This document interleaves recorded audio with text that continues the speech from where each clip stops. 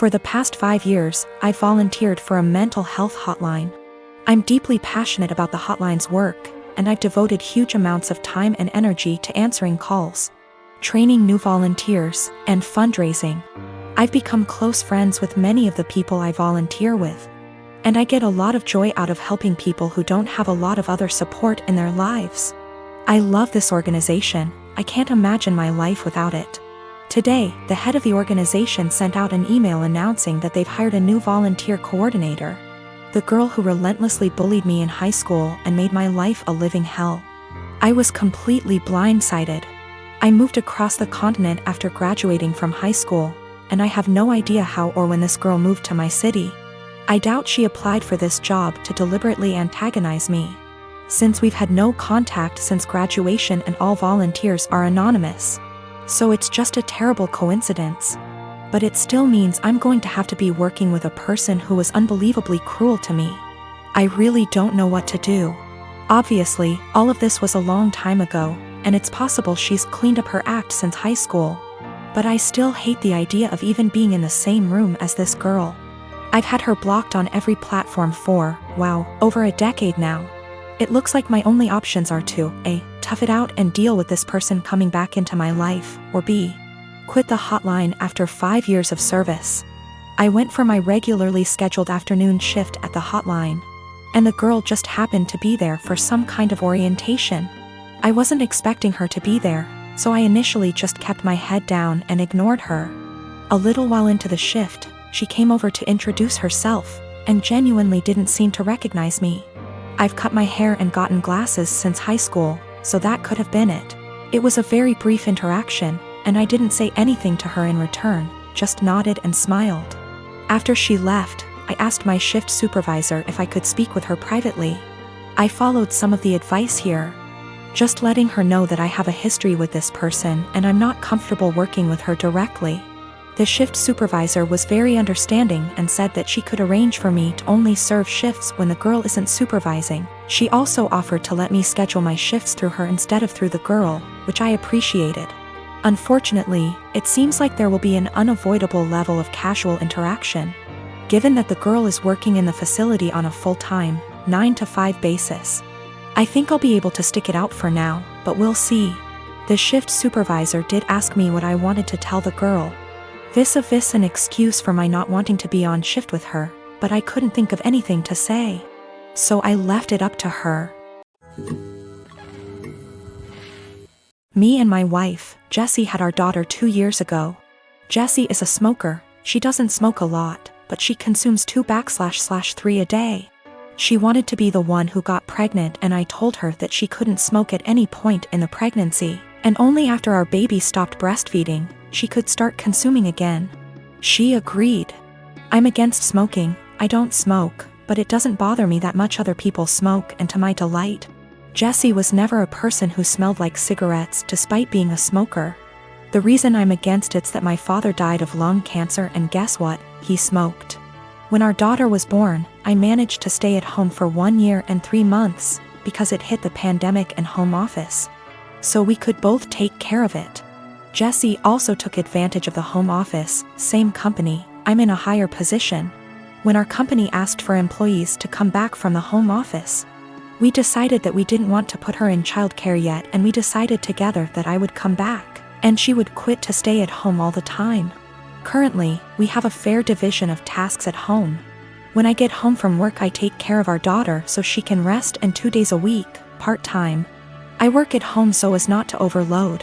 I know she stays overwhelmed, but I try to help. Recently, our daughter weaned and Jessie came to talk to me that she wanted to finally start smoking again. I said that I wouldn't pay for them, but I pay for everything. I even proposed to rearrange my schedule in case she wanted to do some freelancer. She's also a designer. But I wouldn't give her the money. THR cigarettes are my limit. She was annoyed, saying that we agreed on her being SOM and that I would provide financially for the family, including her expenses, and I am going behind our agreed. I never paid back / would pay for a cigarette of hers, and she has known this for years. She's still mad at me, saying I'm using being the breadwinner to not let her smoke and forcing her to look for another way to earn money to buy something she wants. I don't know if I'm wrong, but cigarettes are a choice and a bad addiction. I don't feel comfortable paying for it. Given my family history, I always made it very clear that I would never pay for a cigarette. When we made the decision for her to be somm, I told her I wouldn't feel right paying for her cigarette, and she reassured me that it was something I wouldn't have to worry about. She does freelance to make some purchases she wants.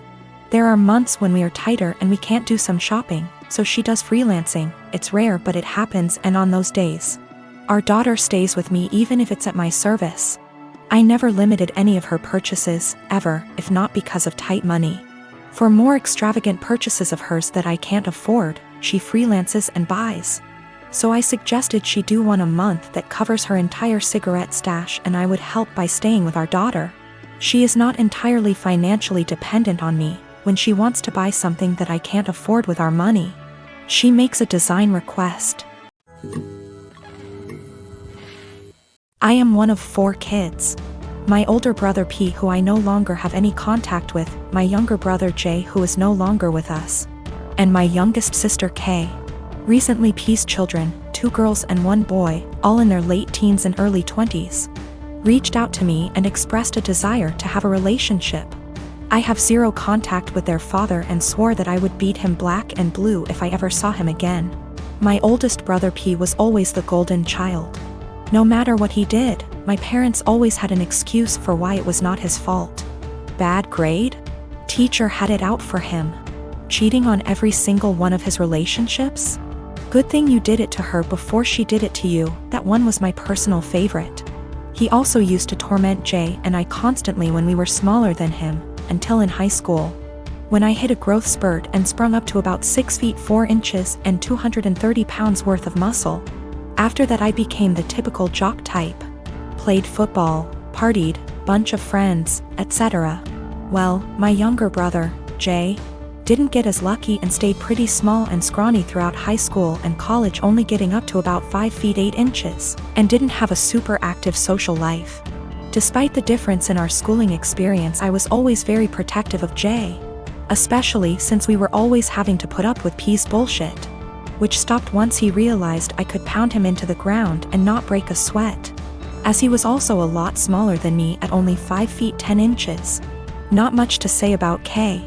She was a great younger sister and P didn't dare mess with her or he would incur the wrath of our mother.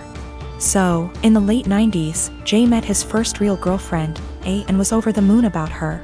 He spent every spare moment with her, and when he wasn't with her, he would do nothing but gush about her.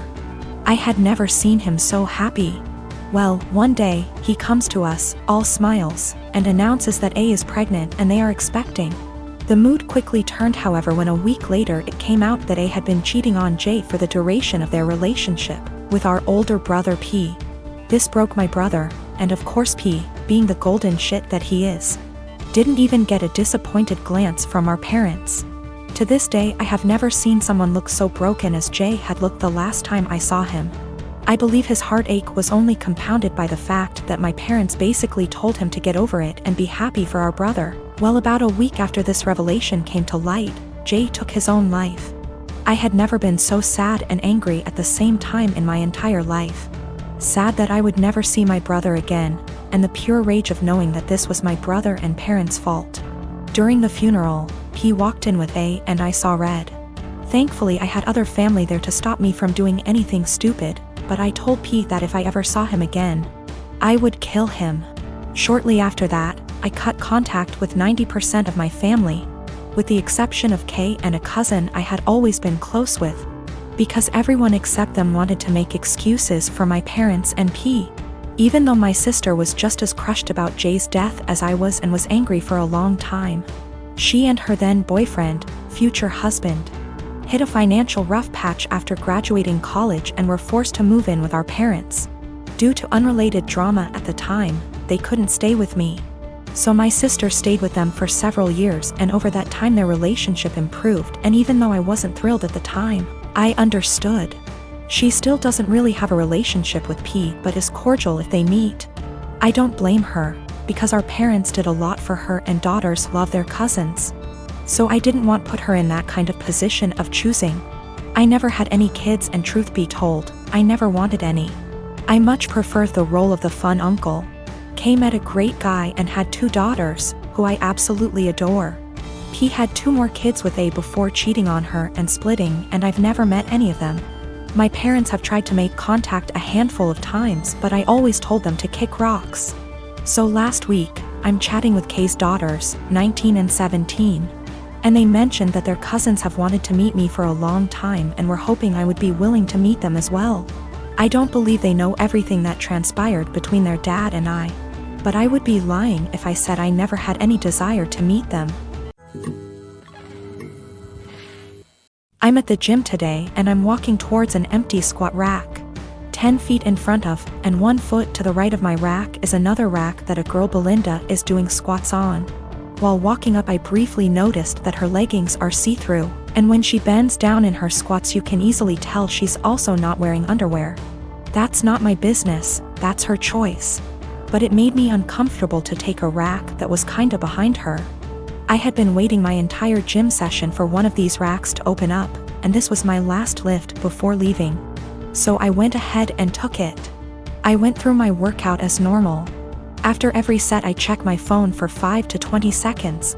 I track every single set for every single lift in a spreadsheet to note how much I lifted and for how many reps.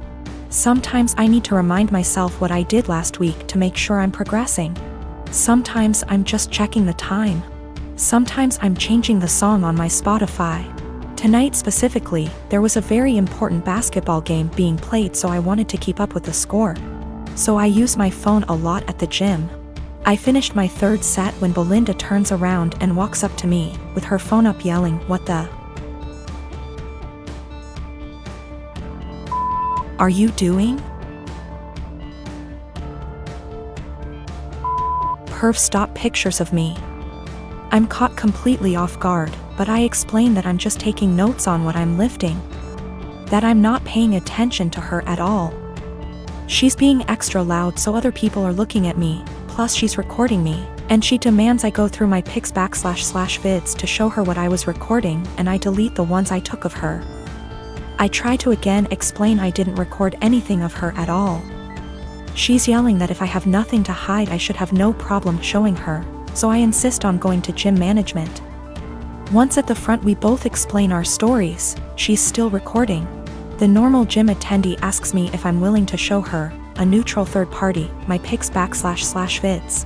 She also says if I have nothing to hide it's not a big deal and we can squash it right now. I refuse. I have my own uncensored pics in there plus those of my GF. I'm not gonna let anyone force me to show them for some bullshit.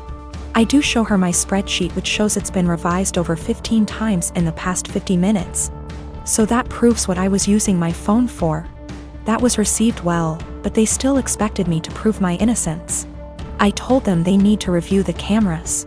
Apparently only the manager has access to them, so I was told he'd call me before the end of the night, in about an hour. My GF tells me I should have just let them look at my phone because she doesn't mind and it would have cleared this all up. But I mind. I get that someone wouldn't want someone taking pics of them. But violating my privacy to prove I wasn't taking pics of you crosses a line for me. Just talked to the manager. He checked the footage. He couldn't see what was on my screen in the footage. But he said it looks like I had my phone pointed towards the ground right in front of me the whole time. In his opinion, not high enough to even take a pic of her, and never angled in her direction. Apparently I was gonna get banned from the gym if the cameras didn't absolve me. And also I'm not the first person that has been accused by Brenda, but she legit had a creeper before.